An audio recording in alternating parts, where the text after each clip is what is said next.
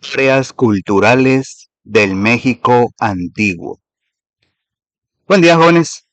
Antes de comenzar, quiero hacerles una pregunta muy sencilla para promover la reflexión. ¿Alguna vez han comido una tortilla, un tamal, un mole o han tomado chocolate? Claro que sí, ¿verdad? Bueno, probablemente sí lo han hecho. Ahora bien, jóvenes, ¿sabían que cada vez que lo hacen, están conectando con civilizaciones que existieron hace más de 3000 años aquí mismo, en estas tierras que hoy llamamos México?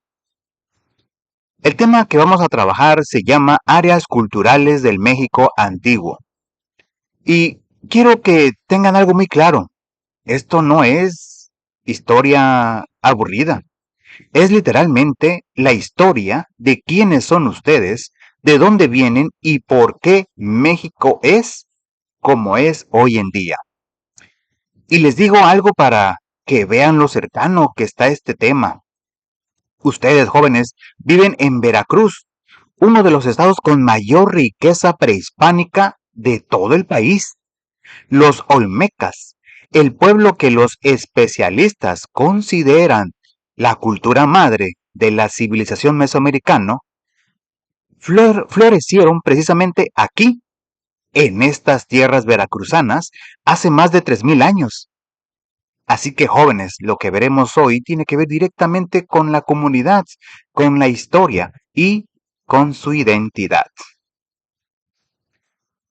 Comencemos por entender dos conceptos que son la base de todo lo que veremos hoy. El primero es área cultural. Un área cultural es una región geográfica donde distintas sociedades comparten características similares entre sí. ¿Qué tipo de características?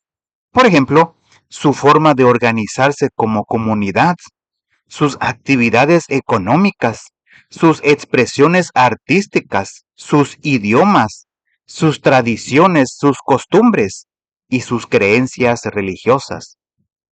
No significa que todos sean exactamente iguales, sino que tienen suficientes cosas en común como para estudiarlos juntos y entender las relaciones que había entre ellos.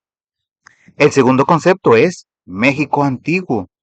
Este término hace referencia a todas las culturas y civilizaciones que existieron en lo que hoy es nuestro país, antes de la llegada de los españoles, en el siglo XVI. Es una manera de nombrar ese mundo propio, diverso y extraordinariamente rico que ya existía aquí mucho antes de la conquista. Ahora bien, ¿cómo fue que surgieron estas áreas culturales? Los especialistas nos explican que entre los factores más importantes estuvieron el desarrollo de la agricultura, la caza y la pesca, y sobre todo el hecho de que los seres humanos dejaron de ser nómadas. ¿Saben qué significa ser nómada? Significa moverse constantemente de un lugar a otro en busca de alimento sin establecerse de forma permanente en ningún sitio. Cuando eso cambió, cuando los grupos humanos comenzaron a quedarse en un lugar, a cultivar la tierra y a construir comunidades estables, fue cuando las sociedades empezaron a crecer, a organizarse, a crear arte, tecnología y sistemas de gobierno. Así nacieron, jóvenes, las grandes civilizaciones. Y déjenme contarles algo interesante sobre quién fue el estudioso que organizó todo este conocimiento. Se llamó Paul Kirchhoff, un antropólogo de origen alemán que trabajó en México. En el año de 1943 publicó un artículo fundamental llamado Mesoamérica, donde identificó que existía un conjunto de culturas con características compartidas y relaciones entre sí. Fue él quien observó esos patrones comunes y les dio nombre y estructura. Su trabajo sigue siendo una referencia esencial en la antropología mexicana hasta el día de hoy.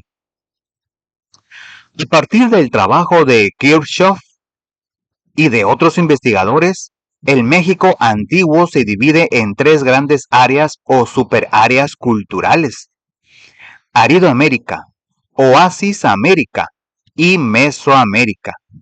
Vamos a conocerlas una por una. Imaginen por un momento un territorio enorme, seco, con muy poca lluvia, temperaturas extremas y escasa vegetación. Así era Aridoamérica. Esta área abarcó gran parte del norte de México y el suroeste de los Estados Unidos, una zona donde las condiciones del ambiente eran verdaderamente duras y los recursos naturales eran escasos. Precisamente por eso las sociedades que vivieron aquí eran principalmente nómadas o seminómadas. Se movían de un lugar a otro siguiendo los recursos naturales, cazando animales y recolectando frutos y plantas. Entre los grupos más destacados encontramos a los comanches, que se desplazaban por las grandes llanuras del norte, los apaches, ubicados en el sureste de los Estados Unidos y el norte de México, y los pimas, que habitaban el noroeste de México y el sur del estado de Arizona. Quiero detenerme aquí para hacerles una pregunta que me parece importante. ¿Creen que es posible desarrollar una cultura compleja y valiosa sin construir ciudades ni templos? La respuesta es sí. Los pueblos de Aridoamérica desarrollaron formas de vida propias, un profundo conocimiento de su territorio, tradiciones orales riquísimas y sistemas de creencias adaptados a su entorno. No eran inferiores a otros pueblos, simplemente eran diferentes, y esa diferencia merece todo nuestro respeto. La segunda área es Oasis América.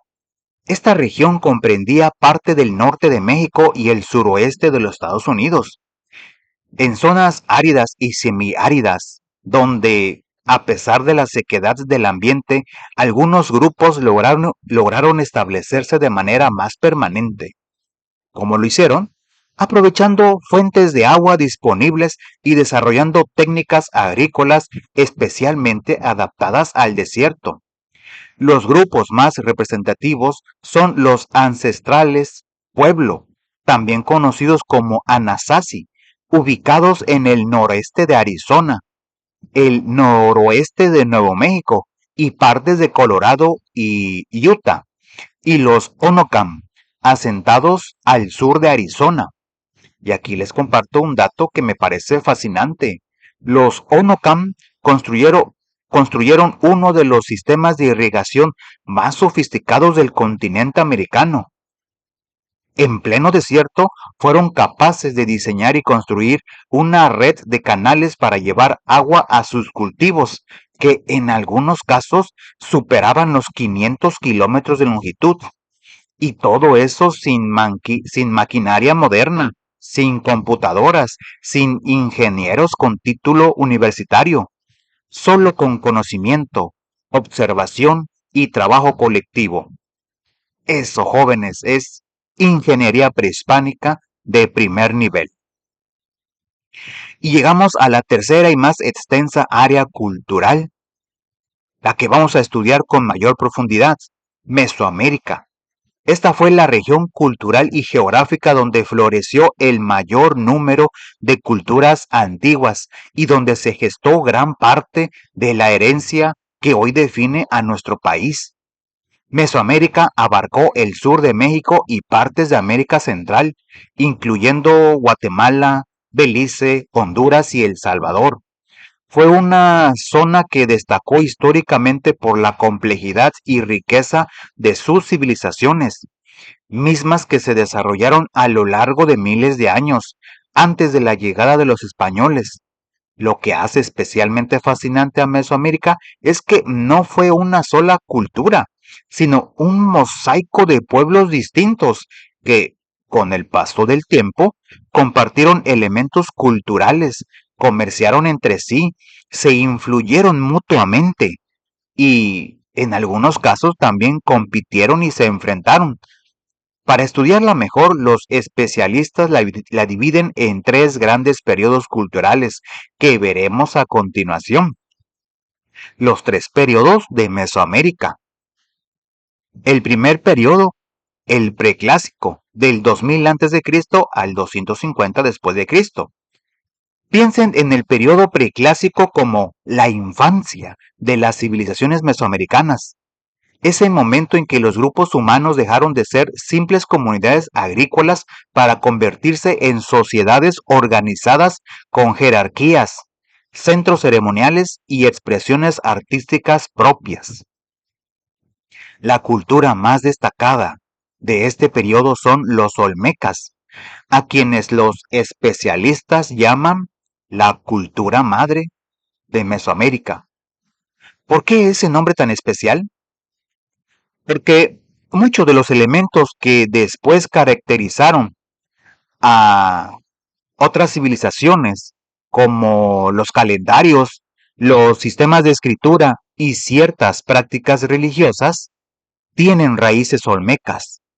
Florecieron alrededor del año 1500 a.C., principalmente en los estados actuales de Veracruz y Tabasco,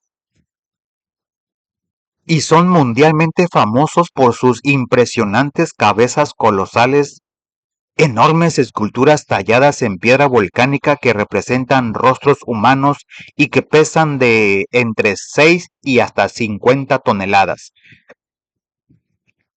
Quiero que se imaginen por un momento lo que significa mover una piedra de 50 toneladas, sin grúas, sin camiones, sin ningún tipo de maquinaria moderna, solo con cuerdas, troncos, canales de agua y la fuerza y coordinación de cientos de personas.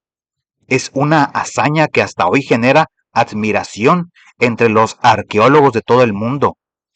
Las ciudades de San Lorenzo y La Venta en Veracruz y Tabasco fueron los centros más importantes de esta cultura. En este mismo periodo encontramos también los primeros desarrollos de otras culturas importantes. Los zapotecas, en el Valle de Oaxaca, comenzaron a construir centros ceremoniales y desarrollaron una escritura temprana. Los mixtecos, con raíces en la región de Oaxaca y Puebla, estaban en proceso de formación como cultura. Los mayas comenzaron a establecerse en las tierras bajas del sur de México, Guatemala, Belice, Honduras y El Salvador, desarrollando la agricultura intensiva y la construcción de centros ceremoniales, y los totonacas en la costa del Golfo de México, especialmente aquí en el actual estado de Veracruz, comenzaron también a desarrollarse y a establecer sus primeros centros ceremoniales. El segundo periodo, el clásico, del 250 después de Cristo al 900 después de Cristo. Si el preclásico, jóvenes, fue la infancia del periodo, el periodo clásico es la madurez de las civilizaciones mesoamericanas. Durante este periodo, estas culturas alcanzaron su mayor nivel de desarrollo en arquitectura, ciencia, arte y organización política. Es, podríamos decir, el apogeo del México antiguo. Los mayas son quizás el ejemplo más conocido. Establecieron grandes ciudades como Tikal en Guatemala, Palenque, Copán y Uxmal, y realizaron avances que todavía hoy nos sorprenden. En astronomía. Lograron predecir eclipses y calcular los ciclos de Venus. En matemáticas desarrollaron el concepto del cero de manera independiente a otras civilizaciones del mundo, y en escritura crearon un sistema jeroglífico complejo y preciso. Para que tengan una comparación, la exactitud del calendario maya en el cálculo del año solar era mayor que la del calendario que usaban los europeos en esa misma época. Sí, jóvenes, los mayas tenían un mejor calendario que los europeos del mismo periodo. Teotihuacán, ubicada en el Valle de México, cerca de la actual Ciudad de México, fue una de las ciudades más grandes y poderosas del mundo, en su momento. Sus estructuras más conocidas, la pirámide del Sol, la pirámide de la Luna y la Avenida de los Muertos, son testimonio de un urbanismo verdaderamente extraordinario. En su apogeo, Teotihuacán pudo haber tenido entre 100,000 y 200,000 habitantes, lo que la convertía en una de las ciudades más pobladas del planeta en ese tiempo. Los zapotecos consolidaron su poder en Monte Albán, en Oaxaca, desarrollando su propia escritura y avances notables en arquitectura y organización social.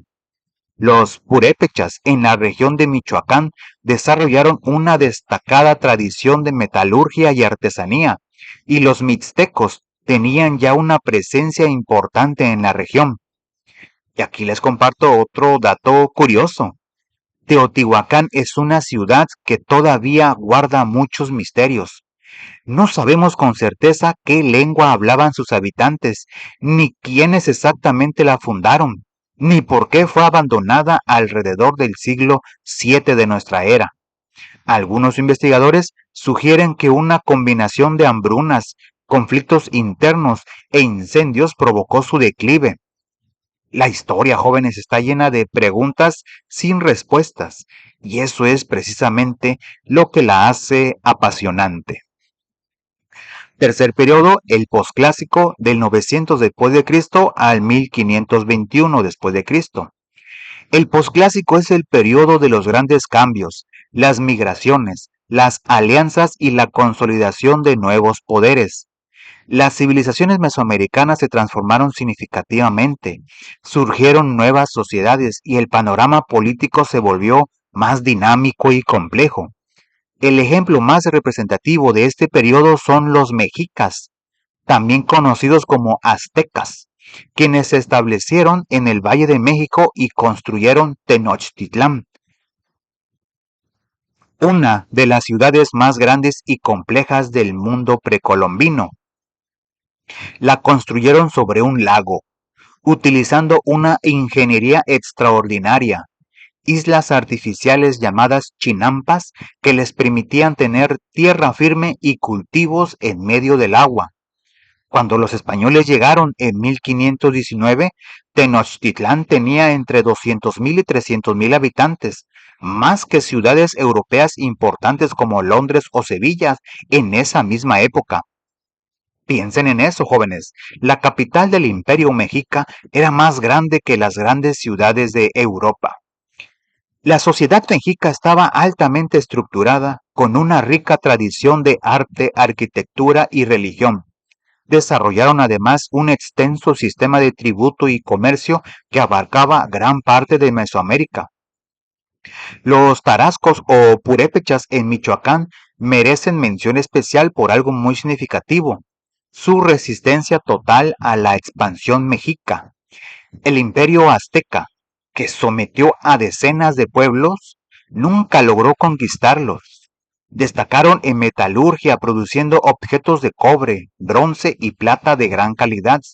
Los mixtecos del sur alcanzaron en este periodo su mayor expresión artística, especialmente a través de sus códices pintados, documentos plegables hechos en piel de venado o papel de corteza de árbol donde registraban su historia, sus genealogías y sus rituales. Los mayas del norte en Yucatán y Campeche continuaron siendo importantes y Chichén Itzá se convirtió en un gran centro político y comercial. Los tlaxcaltecas en Tlaxcala jugaron un papel que cambiaría la historia de México. Aunque no formaron un gran imperio por sí mismo, su resistencia a la dominación mexica los llevó a aliarse con Hernán Cortés durante la conquista, y esa alianza fue determinante en la caída del imperio mexica en 1521. Los huastecos en el noreste de México, abarcando partes de los estados actuales de San Luis Potosí, Hidalgo, Veracruz y Tamaulipas, desarrollaron una cultura distintiva con gran tradición en escultura y cerámica. Sus centros ceremoniales incluían Tancama y el Tajín, este último famoso por sus elaboradas estructuras piramidales. Y aquí me detengo, jóvenes, porque quiero recordarles algo. El Tajín está en Veracruz. Está a pocas horas de donde vivimos. Es parte de su herencia directa. Los otomíes en la Sierra Otomí-Tepehua del centro de México desarrollaron una sociedad compleja, con sistemas propios de organización social y una influencia regional significativa, y los chichimecas en el norte de México y el suroeste de los Estados Unidos fueron conocidos por su estilo de vida nómada o seminómada y su habilidad en la guerra, con una influencia creciente en los últimos siglos antes de la llegada de los europeos. Antes de pasar al siguiente apartado, quiero compartirles un dato curioso sobre algo que seguramente les llamará la atención: el juego de pelota mesoamericano. Este juego se practicaba en una cancha con forma de I o de H, y no era solamente un deporte, era un evento cargado de significado ritual y político. Se practicó en prácticamente toda Mesoamérica durante siglos. En algunos contextos, los participantes podían ser sacrificados como parte de la ceremonia. Esto nos dice algo muy importante. En estas civilizaciones el deporte, la religión y la política no estaban separados como en nuestra sociedad actual. Todo estaba profundamente entrelazado.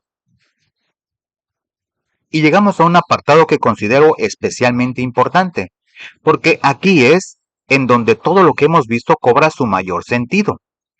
Les pregunto, jóvenes, directamente, ¿qué tiene que ver el México antiguo con su vida de hoy? La respuesta es: tiene mucho que ver, y vamos a verlo con mayor claridad. México es un país que los especialistas describen como multicultural, multilingüe y multiétnico. Vamos a entender cada uno de esos términos. Multicultural significa que en nuestra sociedad coexisten y se relacionan diversas culturas. No somos todos iguales, no pensamos todos igual, no celebramos todos lo mismo. Y eso no es un problema, es una riqueza enorme. Multilingüe describe a una comunidad donde se hablan múltiples lenguas. En México, además del español, se hablan alrededor de 68 lenguas indígenas reconocidas, como el náhuatl, el maya, el zapoteco y el mixteco. Muchas de estas lenguas tienen hablantes activos y están siendo promovidas y revitalizadas en sus comunidades por el Instituto Nacional de Lenguas Indígenas, el INALI. Y multiétnico hace referencia a la convivencia de múltiples grupos étnicos con identidades propias. Según el Instituto Nacional de los Pueblos Indígenas, en México hay aproximadamente 23 millones de personas que se autoidentifican como indígenas, lo que representa cerca del 19% de la población total del país. Esto significa que casi 1 de cada 5 mexicanos se reconoce a sí mismo como indígena. No es un dato del pasado, es el presente de nuestro país. Ahora bien, ¿cómo se manifiesta concretamente este legado en la vida cotidiana? En las palabras que usamos. El español que hablamos en México incorpora numerosos términos del náhuatl y otras lenguas indígenas, palabras como chocolate, tomate, aguacate, chile, petate, comal o achiote, pero vienen de lenguas indígenas. Cada vez que las pronuncian, están usando palabras que tienen miles de años de historia.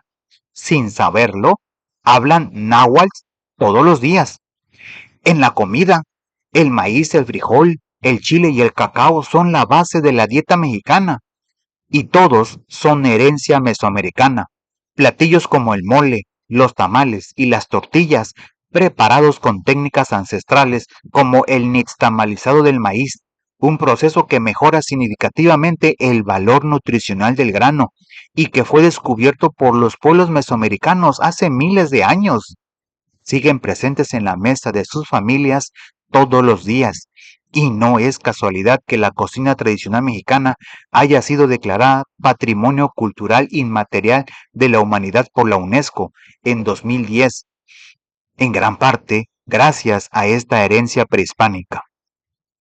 En la organización comunitaria, en muchas comunidades indígenas de México se conservan sistemas tradicionales de gobierno y justicia basados en usos y costumbres ancestrales. Los tianguis, esos mercados tradicionales que seguramente conocen, tienen sus raíces directas en los mercados mesoamericanos. El gran mercado de Tlatelolco que los españoles describieron al llegar era tan enorme y bien organizado que dejó asombrados a los propios conquistadores europeos. En las festividades, el Día de los Muertos, que seguramente celebran con sus familias, combina elementos prehispánicos con influencias católicas y es una de las expresiones culturales más emblemáticas de México. La idea es que los muertos regresan a visitar a sus familias. Las ofrendas, las flores de cempasúchil, el copal, todo eso tiene raíces en las prácticas y rituales de los pueblos mesoamericanos. En el arte y la arquitectura, los colores vibrantes, los motivos geométricos simbólicos y las tradiciones artesanales de muchas regiones de México tienen raíces directas en el arte mesoamericano. Y las zonas arqueológicas como el Tajín, aquí en Veracruz, son testimonio vivo y tangible de esa herencia arquitectónica que está literalmente a unos kilómetros de donde ustedes viven. En la cosmovisión, el profundo respeto por la naturaleza y los ciclos agrícolas que caracterizaba a los pueblos mesoamericanos sigue presente en algunas comunidades indígenas contemporáneas. Y déjenme contarles algo que encuentro muy significativo al respecto.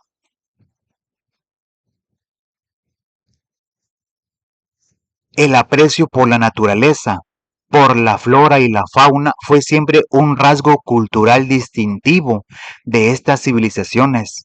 Deidades como Coatlicue, diosa de la tierra, Tlaloc, dios de la lluvia, o Quetzalcóatl, la serpiente emplumada asociada al viento y la vida, nos hablan del enorme valor que daban los antiguos mexicanos al agua, a la tierra y a todos los seres vivos. No adoraban a estos elementos por desconocimiento, sino porque entendían perfectamente que su vida dependía de ellos. Los mayas, por ejemplo, desarrollaron en la península de Yucatán jardines y huertos conocidos como Petcút o Calhut, que subsisten hasta nuestros días y son testimonio de su profundo vínculo con la naturaleza. Su vasto conocimiento de las plantas yucatecas les permitió desarrollar incluso una ciencia médica basada en hierbas y plantas medicinales, registrada en textos como el Chilam Balam. Y hay un caso que me parece especialmente notable. El emperador Nezahualcóyotl en el año de 1428 delimitó y decretó la conservación del bosque de Chapultepec en la Ciudad de México. Sembró y protegió árboles como los ahuehuetes e introdujo aves y fauna diversa.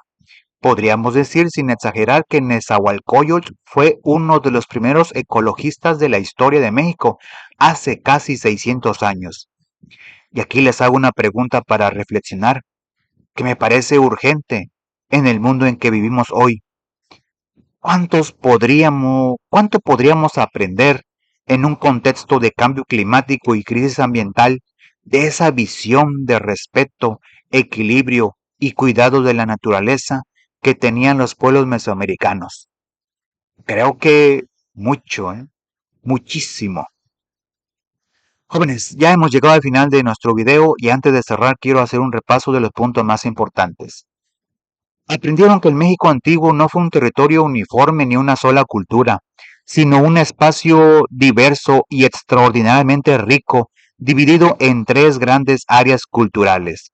Aridoamérica, con sus pueblos nómadas y seminómadas adaptadas al desierto. Oasis América, con sus culturas que supieron aprovechar el ambiente árido y construir sistemas de irrigación sofisticados.